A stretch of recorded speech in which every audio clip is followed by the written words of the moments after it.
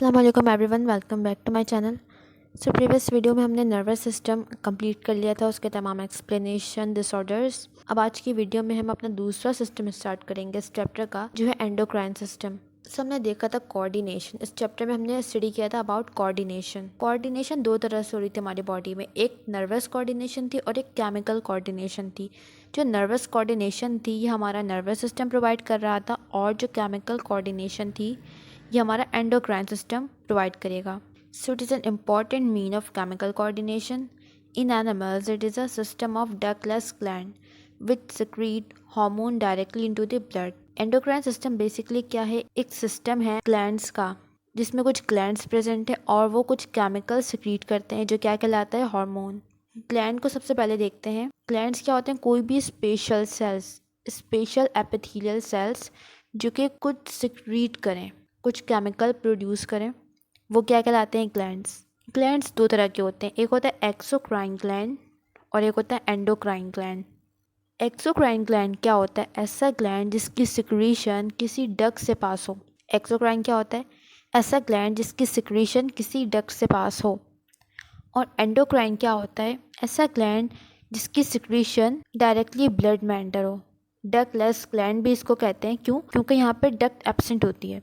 इसकी सिक्रीशन जो है वो डायरेक्ट ब्लड में आती है और ब्लड के थ्रू फिर अपने टारगेट ऑर्गन तक जाती है, जबकि जो एक्सोक्राइन ग्लैंड है इसकी सिक्रीशन डक्ट से पास होती है। तो इसीलिए हम एंडोक्राइन ग्लैंड को क्या कहते हैं, डक्टलेस ग्लैंड भी कहते हैं। इस चैप्टर में हम एंडोक्राइन ग्लैंड के बारे में पढ़ेंगे, जिसमें जो सिक्रीशन है वो डायरेक्टली ब्लड में एंटर होगी। It carries hormone to the target tissue और ऑर्गन। ब्लड में हार्मोन सिक्रीट होकर डायरेक्टली और फिर ये ब्लड के थ्रू अपने टारगेट टिश्यू और टारगेट ऑर्गन के पास जाएगा। The hormone usually required in a small quantity. They act like chemical signals or chemical messengers for target organ, either stimulating or inhibiting their function। कि वो अपने target organ को stimulate कर देंगे या फिर उसका फंक्शन इनहिबिट कर देंगे। Following are important endocrine gland in human body.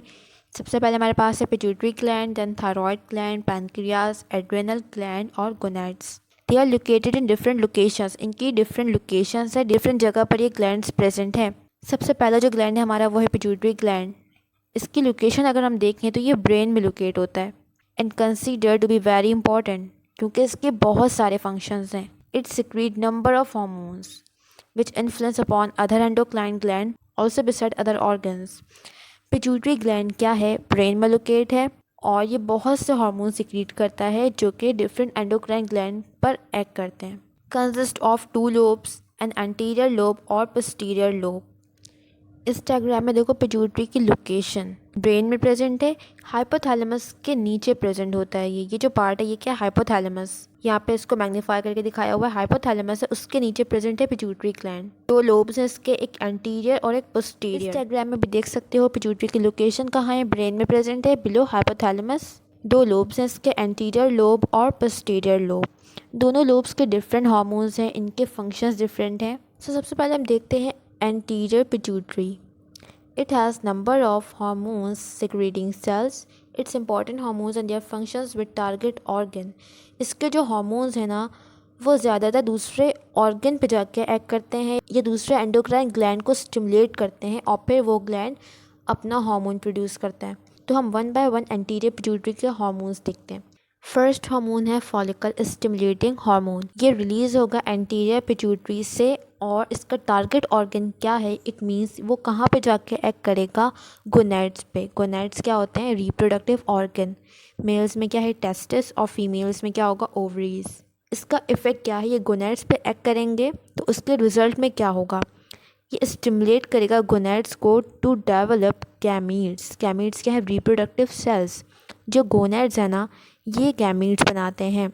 Mails में जो टेस्टिस हैं वो क्या बनाते हैं, गैमीट्स, जो कि स्पर्म होता है, और फीमेल्स में जो गोनैड है, ओवरीज, ये क्या बनाएगा, ओवम या फिर एग सेल।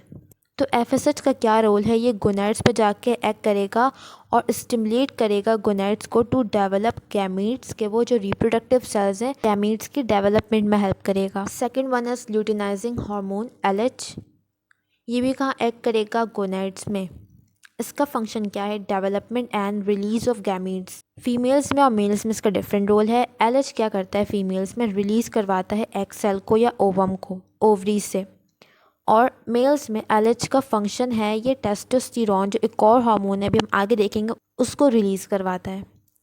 एलएच का फीमेल्स में क्या रोल है? रिलीज ऑफ गैमीट्स, कि ये जो ओवम है, एग सेल है, उसको रिलीज़ करवाएगा फ्रॉम ओवरीज। और मेल्स में इसका क्या रोल है कि ये टेस्टोस्टेरोन प्रोड्यूस करवाता है। इसके बाद है थायराइड स्टिमुलेटिंग हार्मोन, टीएसएच। नाम से पता चल रहा है thyroid stimulating hormone, it means ये किसी चीज़ को स्टिमुलेट करेगा। तो टीएसएच कहाँ पे एक्ट करता है? Thyroid gland. अभी हम आगे देखेंगे, ये एक और एंडोक्राइन ग्लैंड है। टीएसएच रिलीज होगा एंटीरियर पिट्यूटरी से और जाके एक्ट करेगा थायराइड ग्लैंड पर, क्योंकि थायराइड स्टिमुलेटिंग हार्मोन है, ये थायराइड ग्लैंड को स्टिमुलेट करेगा ताकि वो अपना हार्मोन प्रोड्यूस करे, स्टिमुलेट थायराइड ग्लैंड। नेक्स्ट है सोमैटोट्रोपिन, ग्रोथ हार्मोन। इसका दूसरा नाम क्या है? सोमैटोट्रोपिन, ग्रोथ हार्मोन। ये कहाँ पे एक्ट करेगा? बोन्स में, कार्टिलेज और मसल्स में, वो तमाम पार्ट जो कि ग्रोथ में हेल्प करते हैं। Growth in children and normal body structure and metabolism in adult, इसके ही तमाम फंक्शंस हैं। इसके बाद है एडिनोकॉर्टिकोट्रोपिन हार्मोन, ACTH। ट्रोपिन का वर्ड आ रहा है, इससे भी यही पता चलता है कि ये एक स्टिमुलेटिंग हार्मोन है। एडिनोकॉर्टिकोट्रोपिन क्या है? एक स्टिमुलेटिंग हार्मोन है जो कि हमारे एड्रीनल कॉर्टेक्स पे एक्ट करेगा। ये भी एक एंडोक्राइन ग्लैंड है, इसको भी हम आगे देखेंगे। और फिर ये स्टिमुलेट करेगा हमारे एड्रीनल कॉर्टेक्स को ताकि वो अपना हार्मोन प्रोड्यूस करे। इसके बाद है मेलानोसाइट स्टिमुलेटिंग हार्मोन, MSH। इससे भी पता चल रहा है ये एक स्टिमुलेटिंग हार्मोन है। ये क्या करेगा? स्किन पे एक्ट करेगा, स्टिमुलेट पिगमेंटेशन इन स्किन। हमारे स्किन पे कुछ सेल्स प्रेजेंट होते हैं जिसे हम कहते हैं मेलानोसाइट। ये क्या करता है? मेलानिन एक पिगमेंट है, ये प्रोड्यूस करता है, जिससे जो स्किन डार्कनिंग है ना, ये होती है। मेलानिन का फंक्शन क्या है? ये स्किन डार्कनिंग करवाता है। जितना ज़्यादा मेलानिन होगा उतनी ही स्किन टोन डार्कर होगा। तो MSH क्या करवाता है? स्किन पे एक्ट करता है और जो मेलानोसाइट है ना, उसको स्टिमुलेट करता है ताकि वो मेलानिन प्रोड्यूस करे। तो ये सारे हार्मोन थे एंटीरियर पिट्यूटरी के। सबसे पहले FSH, follicle stimulating hormone, then LH, luteinizing hormone, then thyroid stimulating hormone, somatotropin, adenocorticotropin, melanocyte stimulating hormone। Anterior pituitary के जो ज़्यादातर हार्मोन्स है ना, ये दूसरे ग्लैंड पर, दूसरे ऑर्गन पर एक्ट करते हैं ताकि वो अपना हार्मोन प्रोड्यूस करे। नेक्स्ट है posterior pituitary gland. Posterior pituitary gland के जो हार्मोन्स हैं ये रिलीज होते हैं हाइपोथैलेमस से। It is actually store and releases some hormone of hypothalamus. Posterior pituitary क्या करता है? हार्मोन को स्टोर करता है। यहाँ पर डायग्राम में देखो, ये क्या है? पिट्यूटरी का पोस्टीरियर लोब। यहाँ पर जो हार्मोन्स आते हैं ना, ये हाइपोथैलेमस सिक्रीट करता है और ये पोस्टीरियर पिट्यूटरी में आके स्टोर होते हैं। ये क्या है? हाइपोथैलेमस। यहाँ पर जो ये सुप्रा ऑप्टिक न्यूक्लियस है और पैरावेंट्रिकुलर न्यूक्लियस, यहाँ पर जो न्यूरॉन्स हैं ये सिक्रीट करते हैं हार्मोन्स, और फिर ये ब्लड वेसल के थ्रू आता है पोस्टीरियर पिट्यूटरी में, यहाँ पर स्टोर होता है और फिर यहाँ से ब्लड में ये दोबारा रिलीज हो जाता है ब्लड सर्कुलेशन में। Few neurons of hypothalamus store and secrete hormone from posterior pituitary gland. Examples हैं सच हार्मोन्स आर ADH और ऑक्सीटोसिन। कौन से दो हार्मोन्स हैं? ADH और ऑक्सीटोसिन। ADH को हम वेसोप्रेसिन भी कहते हैं। ADH का रोल हमने पढ़ा है चैप्टर नंबर 2 में, क्या था कि ये वाटर एब्जॉर्प्शन में हेल्प करता है। जो हमारे कलेक्टिंग डक्ट है वहाँ पे जाके ADH एक्ट करता है, वहाँ से वाटर रीअब्जॉर्प्शन इंक्रीज करता है। So ADH and oxytocin, ADH maintain the blood pressure, blood volume और tissue water, जबकि जो ऑक्सीटोसिन है ना, ये स्टिमुलेट करता है कॉन्ट्रैक्शन ऑफ स्मूथ मसल। तो पोस्टीरियर पिट्यूटरी में जो बातें याद रखने वाली हैं वो ये हैं कि पोस्टीरियर पिट्यूटरी हार्मोन सिक्रीट नहीं करता बल्कि ये हार्मोन को स्टोर करता है। हाइपोथैलेमस हार्मोन सिक्रीट करते हैं ADH और ऑक्सीटोसिन। ये हार्मोन हाइपोथैलेमस से रिलीज़ होकर पोस्टीरियर पिट्यूटरी में आता है और फिर यहाँ से ये हमारे ब्लड सर्कुलेशन में रिलीज़ होता है। ADH का क्या रोल है? ये वाटर रीअब्जॉर्प्शन को इंक्रीज़ करता है कलेक्टिंग डक्ट से, और जो ऑक्सीटोसिन है ये स्टिमुलेट करता है contraction of smooth muscle. Next gland है हमारे पास thyroid gland. It is a butterfly shape gland located on trachea. ये ट्रैकिया के फ्रंट पे प्रेजेंट होता है in the base of neck.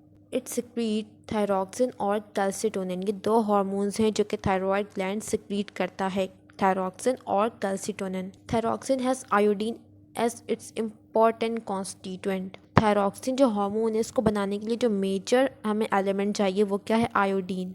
It regulate the rate of metabolic activity. Thyroxine का बहुत इंपॉर्टेंट रोल है हमारे बॉडी के मेटाबॉलिक फंक्शंस को कंट्रोल करने में।